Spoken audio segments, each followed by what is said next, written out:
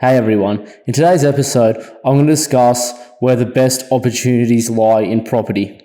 It's a very simplistic kind of episode, but the reason for doing this is because a lot of people, I think, get caught up in all the noise and all of what's going on, what they hear on the news, what they see in papers, magazines, and everything like that.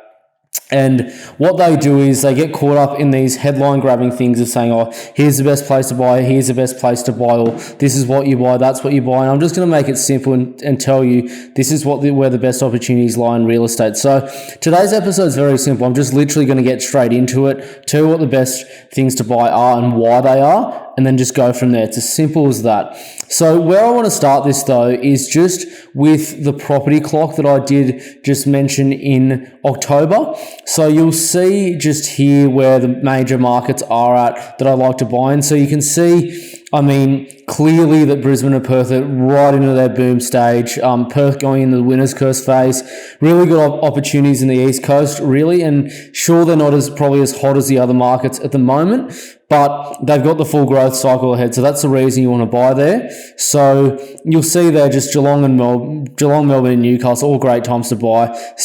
Central Coast, Sydney and Wollongong, all decent times to buy as well. So, you'll get a few of the mentioned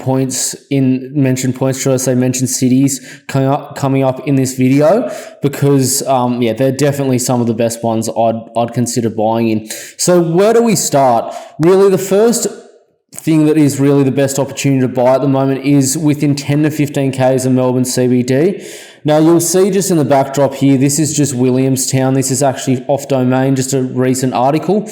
And Williamstown, to give you an idea, you're still picking up for like mid ones, and it's probably the equivalent of like Balmain in Sydney. It's probably the equivalent of like Hawthorn in Brisbane. It's probably the equivalent of maybe like Attadale, maybe, or somewhere like that in Perth or South Perth, maybe even. You could probably argue somewhere like that. It's one of the best suburbs in all of Melbourne. That's like 1.5, 1.6 million at the moment. But it's not only that, it's actually at a lot of different price points, Melbourne, at the moment. So, within 15K of Melbourne CBD, you're still picking up stuff for sub 800K at the moment. Like, the list is not endless, but sub 800, for example, is a little bit low. So you got Heidelberg Heights, Heidelberg West, you got the Sunshine and Braybrook sort of area and surrounding suburbs. They're all very good, all within 15Ks of the CBD. For sub $1 million, you're still picking up Footscray.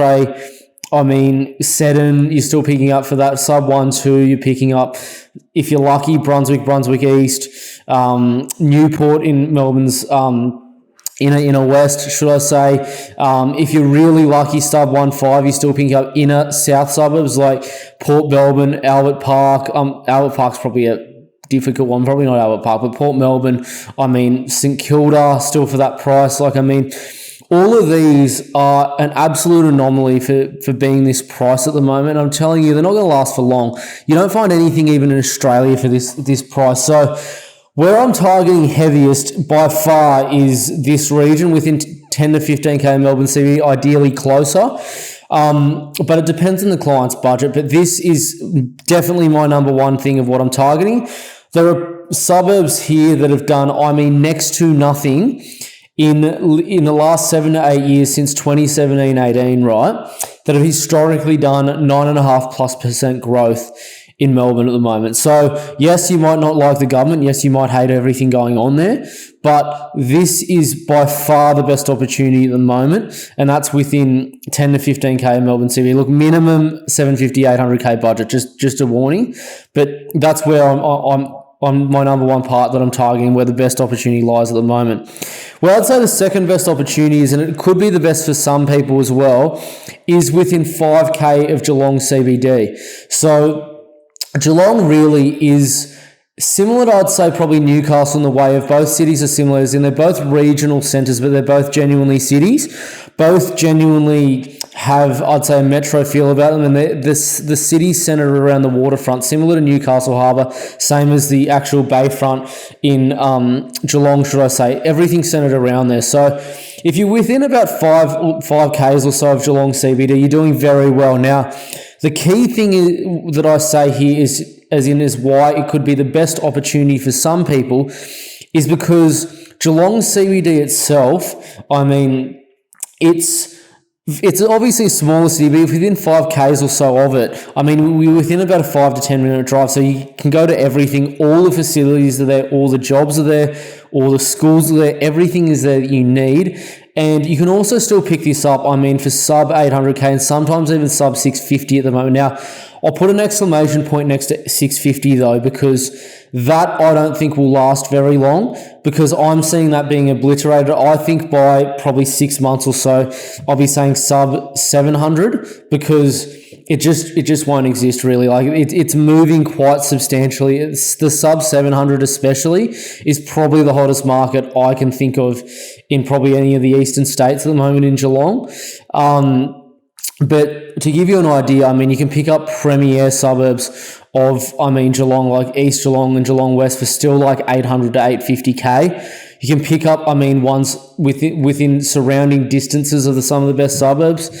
Like, for example, Newcombe, Breakwater, Thompson, Belmont, North Geelong, Herne Hill, these suburbs for like around 650 to 700. So, I mean, that's some of your best opportunities. And I mean, the reason I say is for some people it will be your best opportunity is because people who can't afford the Melbourne budget do still have Geelong as an option. Now, that won't be the case for very much longer because it's going to get obliterated and Melbourne will go up too. So it'll be still the cheapest worth buying. But this is by far, I'd say, the cheapest, cheapy, good area you can buy in at the moment. What I'd say to people is for those that don't like the smaller blocks on Melbourne, in the sort of Melbourne inner suburbs either, you can still get blocks here that are like 400-500 metres squared plus within 5K or so of Geelong CBD. Now, when I say 5K, 5-6 is okay, but roughly 5K of Geelong CBD is good. 500 metres squared, still achievable. Brick veneer and tile home or decent weatherboard home, still achievable. Nice square block, good family dwelling. That's genuinely achievable, and 4% yield is still achievable. Because Melbourne is starting to move up, 4% yield is becoming very difficult in a market like that. Now, not a lot of people know that or think that, but that's what's going on. So Geelong is really, in my opinion, probably the cheapest, best option in the country at the moment. If you can get within this 5K ring or so of Geelong CBD, that's probably your best option. Now, this is by far I'd say heaviest probably buyer pool, I'd say at the moment, especially for the sub 800. Nearly everyone at the moment I've got is buying in Geelong. And I'm telling you right now, I can tell you there's some suburbs where all the best stock I've pretty much snapped up in the last couple of months for all of my clients. So this is just what happens. Like for people that are looking in these markets, you're literally competing against someone like me who has clients that get first priority access to all these properties. So this is who you're competing against for the best stock. So just keep that in mind. It's not that easy to find the best stock anymore. But the best option, especially sub 800 grand, is Geelong by far. It's my second best pick in the market. My third really I've got here is Central Coast / Newcastle mid-tier suburbs. Now, what I mean by mid-tier, so in Newcastle, it is a more expensive kind of market. Now, I'd say probably your 950 to about 1.2 million in Newcastle. In the Central Coast, probably around your 800K or so, maybe a touch more, right through to about 1.1, 1.2 million. That's your mid-tier suburbs. So the reason being so is because there's a lot of these suburbs that still have plenty of growth left in them. Reason so is obviously the 5% deposit scheme does help this. Now, you can argue it with Melbourne and Geelong, what I've just mentioned as well, but with 1.5 million in New South Wales, there's plenty of people buying from Sydney, wealthier families, the Central Coast, Newcastle, coming in even from Melbourne, Brisbane and other states. I've had clients literally who have wanted to move to Newcastle, the Central Coast, to live by the seaside, coming from Melbourne and Brisbane before. So don't be surprised if that continues. These areas actually have decent employment as well. And that's still genuinely affordable for most people in this region as well. So there's plenty of should I say, reason for that to be pushed up. And the rental stock in a lot of these suburbs is so tight, it's ridiculous. So funny enough, even though you're probably going over $1 million in a lot of circumstances here to buy these suburbs, I mean, I'd say 4% yield is still achievable. At very worst, late threes, but I've seen even ones go above 4 at the moment in these kinds of suburbs. So, I mean, for example, like you can buy in, for example, like Mayfield of Newcastle, right? And Mayfield's still, I mean, like sub $1 million. It's very close to $1 million, but you're still picking up some good stuff for sub $1 million. That won't last long. It'll be gone by the end of this year. But I mean, for that, you'll probably get 750, 800 a week plus, sometimes even more. That won't last very long. And I'll tell you what as well. For the actual equity value and also the serviceability in some of these suburbs is quite good. So the suburbs, even in the right part of the Central Coast and Newcastle, that still have a rental yield that's, let's say, close to 4%, and the average income of the suburb is sub 30% of their gross weekly income. So it's got both the potential of, should I say, capital growth and rental growth in a large sense, and the stock levels are very low, so it's just going to keep probably going up for a few years yet. But these are really the areas you want to buy in, especially in New South Wales.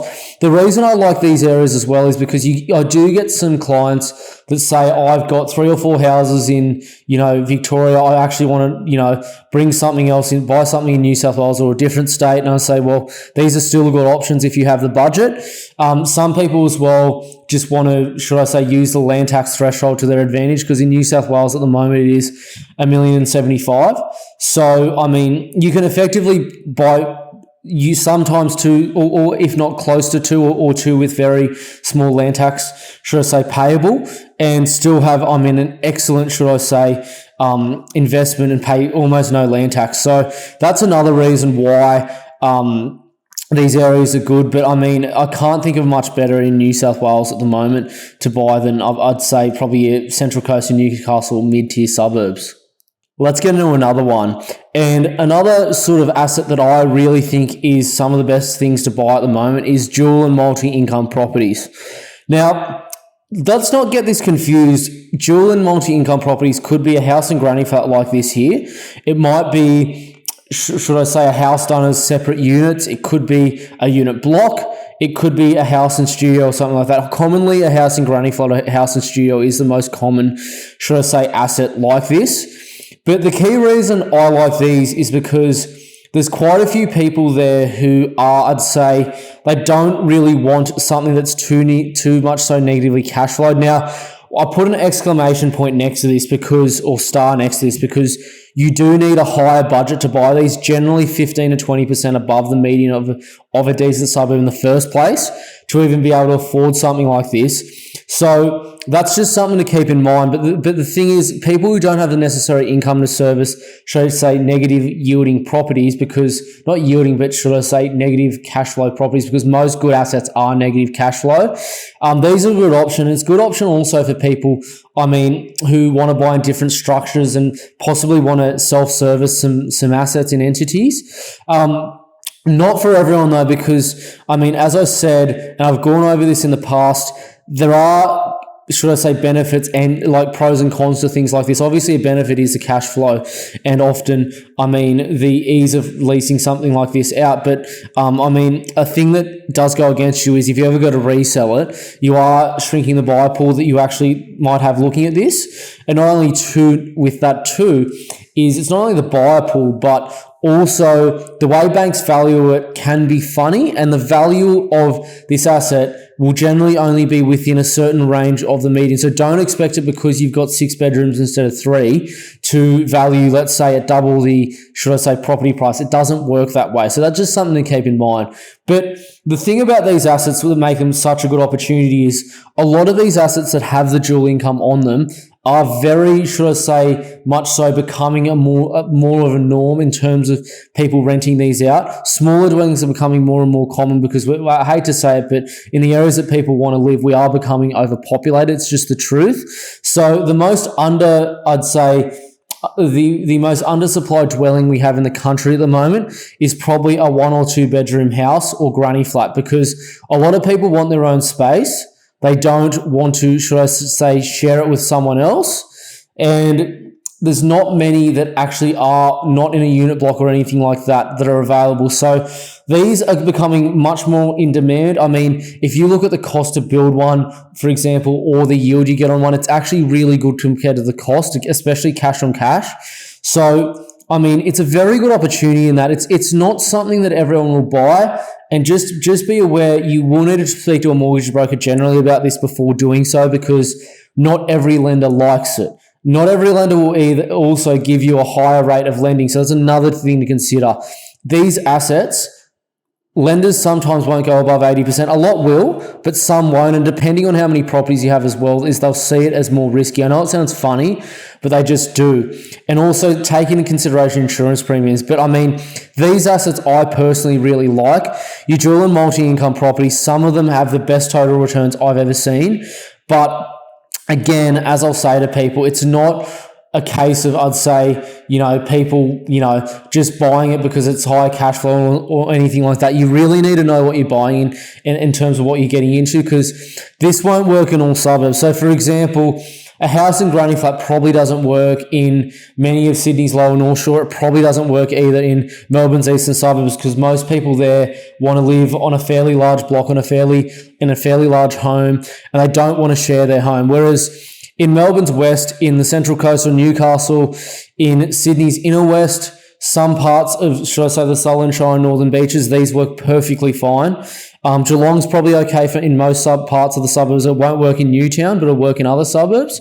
So just keep in mind that it's not the simplest thing to buy, but that's another key asset that I really like to buy, and I think there's great opportunity in at the moment.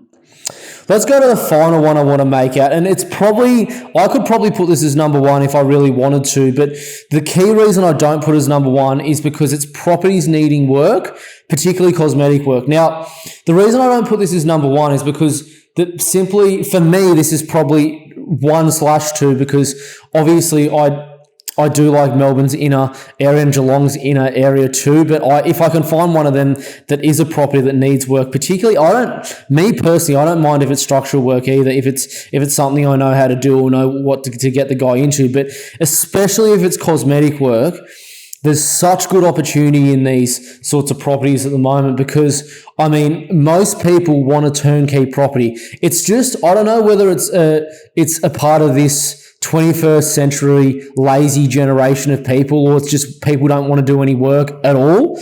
But some of these properties, I mean, literally need a lick of paint, as floor sanded, a new range hood, a new cooker, maybe a regrouting of the bathroom. Like, if you did that yourself, you can do that for like $5,000 or $6,000, to give you an idea, if you know how to do it yourself. But if you need someone else to do it, just a simple work, $15,000 to $20,000 max, should not cost any more than that. Obviously, depending on how big your home is, but if you get enough quotes from working class areas, you'll be able to get that done for something like that. Now, I'm not including every one of those things I just mentioned, but let's say half of them, you should be able to get that done with someone else doing it for nothing. And often you're picking a property up for, like, I kid you not, literally 10 to 20% below its the market value it is, if it had those things done. And there's such simple things to do. I cannot tell you how simple those things are to do, but people are just so lazy to do anything these days. They don't want to lift a finger. They just want to sit there, do nothing. But people like me, and a lot of people who understand this, will perfectly get the right asset. They'll pull out equity and rinse and repeat this time after time after time. Now, I'll tell you what, if you listen to this video as well and you want to combine a couple of these together, combine this with any of the last the first 4 points that I've mentioned and areas, and you'll have almost like a golden trifecta. I almost call it a first four. It's like picking the first four in the Melbourne Cup, having the right located property, decent property that has work to it, and picking it up so far below value, because what happens is you can literally go and get it revalued, pour all the money you spent back out on it, which you would have to spend anyway for a turnkey property, probably more.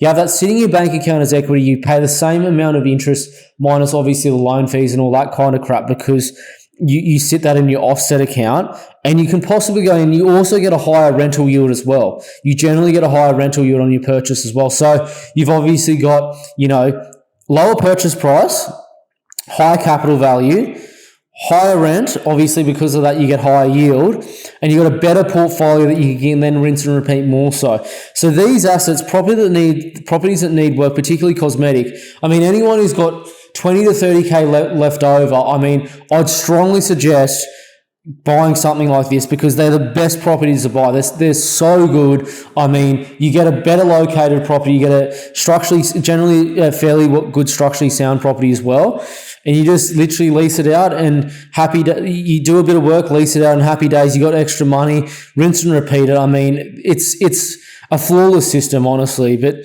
I mean, that's really what I look to do. But look, that's pretty much my summary of, should I say, the best opportunities there are in the property market at the moment. I know it's been a very simplistic video, but I hope I've described everything in enough detail. And if you're someone who's looking to buy any of these things I've mentioned and you're looking for a buyer's agent to find you it, I strongly suggest you reach out to me via www.compoundinvest.com.au/inquire. Look, what happens here is you book a time in with me and it blocks half an hour out on both of our emails. And what happens there is I give you a phone call, so generally to your mobile number. We discuss, first of all, you'll tell me generally what you want to do and what your goals are. I'll give you then some options. We formulate a strategy from there. Now, even if you're not someone who's serious right now, it might be 3 to 6 months, or someone who might have their reservations about buyer's agents or just want a simple chat, I still suggest you reach out because not having a strategy there is worse than just making a purchase itself. And I'll tell you why that is because if you stuff up the strategy, you'll get the purchase wrong in the first place. I can't tell you how many people that I've spoken to have said to me, after they've bought, I've bought this, what do you think about it? And I have to basically rip it to shreds and tell them every reason why I wouldn't have bought that. And the thing is, they can't then pull out of the deal because they've already bought it and they're generally already unconditional. So that's something that you don't want to do. So again, anyone serious or looking for a chat, www.compoundinvest.com.au/inquire. Look, I thank you all for watching this episode and I can't wait to see you on the next one. Thanks, guys.